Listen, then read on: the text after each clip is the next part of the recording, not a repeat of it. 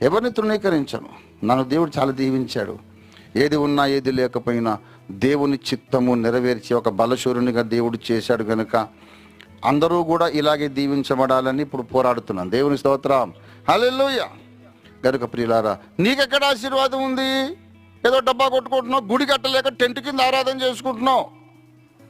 సిగ్గులేదు నీకు? టెంట్ కింద కూర్చొని అన్నే దేవుడు దీవించాడు. పెద్ద పెద్ద గుడులు కట్టలో పిచ్చోళ్ళ? డెఫినెట్గా పిచ్చోడే, అనుమానమే లేదు. ఎందుకంటే కడబూరం రోగినప్పుడు ఆ గుడి ఇక్కడే ఉంటుంది. కానీ నేను కట్టినటువంటి వందల కొలది సంఘాలు, సేవకులు మాత్రం రివ్వమని మహిమ మేఘం మీద కూర్చొని వెళ్ళిపోతారు. నేను చెబుతున్నాను, గుడి కట్టడం గొప్ప కాదు, సజీవరాళ్లతో సజీవ మందిరాలు కట్టడం గొప్ప. దేవునికి స్తోత్రం కలుగునుగా.